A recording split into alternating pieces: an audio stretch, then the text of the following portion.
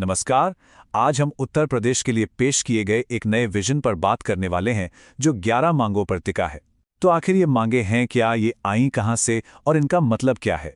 चलिए एक एक करके समझते हैं। देखिए, सबसे पहले ये समझना जरूरी है कि ये जो मांगे हैं ये किसी बंद कमरे में बैठकर नहीं बनाई गई हैं। इन्हें सीधे जनता के बीच से उनकी समस्याओं और उनकी उम्मीदों को सुनकर तैयार किया गया है। और इसीलिए ये दावा किया जा रहा है कि ये किसी एक व्यक्ति की नहीं बल्कि आम लोगों की आवाज है। तो हम इन मांगों को 5 हिस्सों में देखेंगे। पहले ये जानेंगे कि ये मांगे आई कहां से, फिर आर्थिक सम्मान, युवाओं के भविष्य और न्याय से जुड़ी मांगों पर बात करेंगे और आखिर में देखेंगे कि इन सब के पीछे अपील क्या है। तो सवाल उठता है कि इन मांगों का सोर्स क्या है? ये सीधे उत्तर प्रदेश के गांवों से, किसानों से, मजदूरों और महिलाओं के बीच हुई बातचीत से निकली हैं। मतलब मकसद साफ है, जमीन की हकीकत को सीधे सरकार तक पहुंचाना। और देखिए, एक बात जो बार बार कही गई है वो ये कि इन्हें किसी एक संगठन की मांगे न माना जाए। इन्हें पूरे राज्य की एक सामूहिक इच्छा के तौर पे पेश किया गया है। मतलब इन्हें पेश करने वाला खुद को सिर्फ एक मैसेंजर बता रहा है जो जनता का संदेश लेकर आया है। अच्छा, अब आते हैं मांगों पर। तो जो पहला सेट है वो समाज की बिल्कुल बुनियाद यानी परिवारों, किसानों और रिटायर्ड कर्मचारियों की आर्थिक सुरक्षा पर फोकस करता है। पहली मांग है, हर परिवार को 300 यूनिट बिजली मुफ्त मिले। इसके पीछे की सोच ये है कि जो गरीब परिवार पंखा चलाने से पहले भी 10 बार सोचने पर मजबूर होता है, उसे थोड़ी राहत मिले। इसे एक बुनियादी जरूरत के तौर पर देखा जा रहा है। अब बात किसानों की। उनके लिए कहा गया है कि किसान सिर्फ अन्न नहीं उगाता, वो देश का भविष्य उगाता है। और इसी सोच के साथ एग्रीकल्चर सेक्टर के लिए कुछ बहुत बड़ी मांगें रखी गई हैं। किसानों के लिए एक दो तरफा समाधान मांगा गया है। एक तो ये कि उनका सारा कर्ज माफ हो ताकि वो मौजूदा बोझ से बाहर निकल सकें, और दूसरा एमएसपी की कानूनी गारंटी मिले। मतलब भविष्य में उन्हें अपनी फसल का सही दाम मिलेगा ही मिलेगा ताकि वो दोबारा उस कर्ज के जाल में न फंसें। इसी कड़ी में अगली मांग है सरकारी कर्मचारियों के लिए कि पुरानी पेंशन योजना यानी ओपीएस को फिर से बहाल किया जाए। तर्क यह है कि जिन लोगों ने अपनी पूरी जिंदगी देश की सेवा में लगा दी, उनका बुढ़ापा तो कम से कम आर्थिक रूप से सुरक्षित होना ही चाहिए। आर्थिक सुरक्षा के बाद पूरा ध्यान जाता है राज्य के भविष्य पर, यानी हमारे युवाओं पर।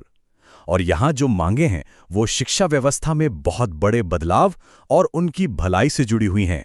शिक्षा में एक बहुत ही अलग तरह के बदलाव का प्रस्ताव है। 75% प्रैक्टिकल और सिर्फ 25% थ्योरी।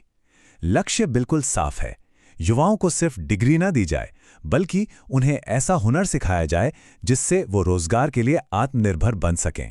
अब एक और बड़ी दिलचस्प मांग है कि जितने भी सरकारी कर्मचारी, अधिकारी और नेता हैं, उनके बच्चे सरकारी स्कूलों में ही पढ़ें। लॉजिक बड़ा सीधा सा है, जब सिस्टम बनाने वालों के बच्चे खुद उसी सिस्टम का हिस्सा होंगे तो सरकारी स्कूलों की हालत अपने आप सुधर जाएगी। आज के डिजिटल जमाने में कोई पीछे न रह जाए, इसके लिए हर सरकारी स्कूल में कंप्यूटर की पढ़ाई को कंपल्सरी करने की मांग है।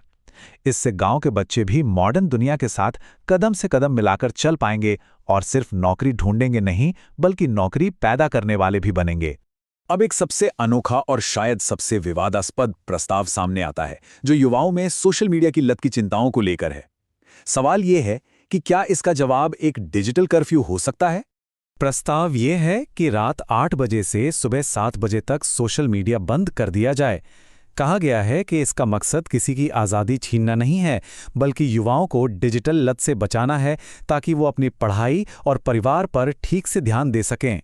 मांगों का जो आखिरी समूह है वो सिस्टम से जुड़े बड़े मुद्दों पर बात करता है, जैसे सामाजिक न्याय, सरकारी जवाबदेही और हर नागरिक की सुरक्षा। यहाँ जाति जनगणना की मांग की गई है, लेकिन इसके पीछे तर्क ये दिया गया है कि इसका मकसद समाज को बांटना नहीं है बल्कि ये जानना है कि किस समुदाय की कितनी हिस्सेदारी है, क्योंकि जब तक सही आंकड़े ही नहीं होंगे तो सबके लिए न्याय के साथ योजना कैसे बन सकती है। सरकारी दफ्तरों में जवाबदेही के लिए एक सीधी सी मांग है, सभी कर्मचारियों की बायोमेट्रिक यानी फिंगरप्रिंट से हाजिरी हो ताकि अधिकारी और कर्मचारी समय पर अपनी कुर्सी पर मिलें और जनता का काम बिना किसी देरी के हो पाए।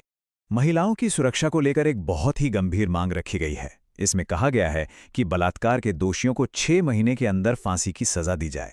मकसद साफ है, अपराधियों में कानून का खौफ पैदा करना।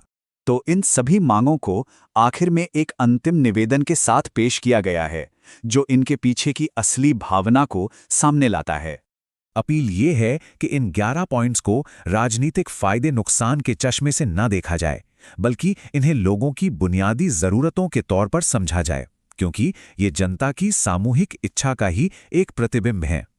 और अंत में एक सवाल जो सोचने पर मजबूर करता है कि अगर ये सभी मांगे मान ली जाएं, तो वो समाज कैसा दिखेगा? ये सवाल हमें नए उत्तर प्रदेश के लिए पेश किए गए इस पूरे विजन के गहरे असर पर सोचने के लिए छोड़ जाता है।